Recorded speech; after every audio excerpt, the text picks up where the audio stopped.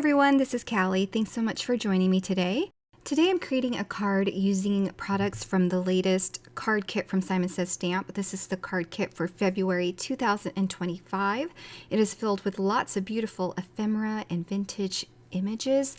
This is the Vintage Love Note stamp set here, and it coordinates perfectly with the ephemera set that comes in this kit. So I'm excited to use the two together. There are some watercolor paper, and in addition to that, 3 watercolor pencils from the Distress line. So I'm going to be using the colors that I got to make this card. The colors will vary from kit to kit, but who are we kidding? We all have these watercolor pencils, right? So I'm using 2 of the pinks here, and I'm scribbling it onto my work surface because I really want to wet that pigment so that it blends nicely onto this watercolor paper. And I'm doing the same with this lighter pink. As you can see, it doesn't blend out quite as well, and I'm just going to rework that until it smooths out and all of the chunks are gone. And to further get this organic watercolor finish on my cardstock, I'm going to heat set and then apply additional layers because I really want a lot of movement on this background for my card. I'm just making sure to get color from edge to edge all the way around here before heat setting this very first layer. And once I heat set that, I can go ahead and work on a second layer. I don't even make sure that it's completely dry. I just want to make sure that pigment isn't going to move around further. So I'm applying a second layer here, and again, just adding splotches of color here and there and letting it move organically, drying that so that it doesn't move any further, and then applying a third layer as well. So you just keep playing with it until you're happy with the panel. I am happy with this, so I'm going to go ahead and dry it completely for stamping. Now I'm going to use a few images from the Vintage Love Note stamp set, and I'm going to use my 3rd watercolor pencil to use it for stamping. And what I do is I'm going to use a damp brush and get that pigment from the watercolor pencil. You can apply it directly as I am here, but I have found through making this card that it is easier to apply that pigment using the brush instead. So I'll swipe that color across the stamped images, and I'll give these stamped images a watercolor look as well.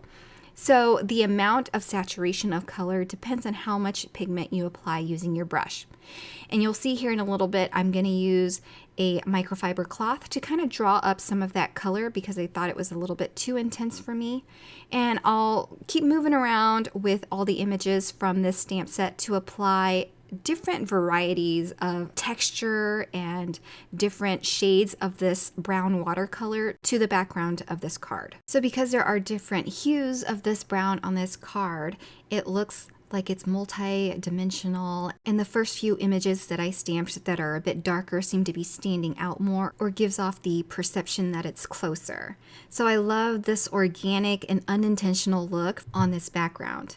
And next I'm using the same brown watercolor pencil to apply pigment in a wet form as splatters all over this panel. Then I'll use my microfiber cloth again to pick up the excess color and liquid that I don't want on it, and it just softens everything up a little bit and less drying time. So now I'm going to go ahead and trim this panel. I'm going to trim it off by 1/4 inch off all of the sides for a border. I'm trying my best to preserve the areas that I like better, so some areas I'm going to cut off more than others, but in the end it's a 1/4 inch margin for an A2 sized card. I'm using an acrylic block to just lift my panel up from my hard work surface so that I can run this Tim Holtz distressor across my edges so that I can roughen them up and distress them a little. This is a Tim Holtz paper distressor, and it's got a round circular blade with several notches and openings so that you can distress your paper from any angle. So it's multi-directional, and all I'm doing is just running that blade against my paper, and it just gives it this jagged distress look.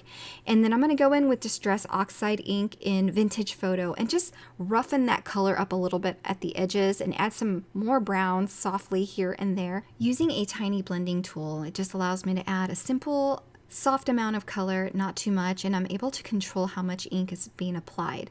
So it doesn't look like much, but it's very soft and subtle. Now here is the Tim Holtz Idea-ology Ephemera Pack that comes with this card kit. There is so much in here for you to use, lots of floral images, postage things. So I've picked out a few things to use here, and in order to apply this first ephemera image, I'm going to use my sewing machine and just sew across the top and secure it down a little bit at the bottom as well. So here it is. I ran to my sewing machine and now I'm just clipping off the extra pieces of thread that are hanging off. And then I'll use the 3D foam squares that are also included in this card kit to attach my other images for additional dimension. For the butterfly, I'm just going to add 2 little squares on the spine of the butterfly. That way I can bend the wings up a little bit and give it a bit more dimension. I'm going to place this entire panel back in a MISTI because I want to stamp a sentiment. And using this VersaFine Clair ink pad from the card kit, it's also included. You can get a really crisp and clear stamped sentiment. And so I'm going to go ahead and stamp that and then work on my border. This Pinnacle Hearts embossing folder is also a part of the card kit, so I'm just trying to use whatever I can from this card kit to create a card that will showcase all the items from this card kit. And I'll use the same Vintage Photo Distress Oxide ink to ink blend around the edges so that I can further draw attention to these embossed hearts that are going to show up around the corners as I attach my top panel to this background. And I love using some thin 3D foam squares for anything that gets attached to an embossed panel because I feel like it attaches way better to any raised or depressed areas in the embossed panel. Then I'll use some liquid glue to attach the entire panel to a card base, and that will finish my card using this Vintage Love Notes card kit for February 2025. I love that you can use distress watercolor pencils to create such a delicate background using some vintage images from this set. And I want to show you the first card that I made for the social media reel for Simon Says Stamp 2. This one has more of a purple color theme. I created the background in the same way with the watercolor pencils and embossed it as well, and then used the VersaFine Clair ink to stamp my sentiments and the other images on the background. I hope you enjoyed the inspiration from this Vintage Love Notes card kit. Thank you so much for stopping by, and be sure to check out all the links below if you're interested in any of the products that I used. Have a great day. Bye, everyone.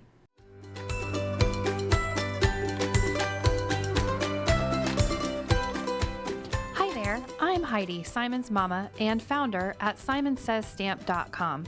Thank you so much for watching our video. If you like what you just saw, be sure to press the thumbs up and subscribe to see more great content.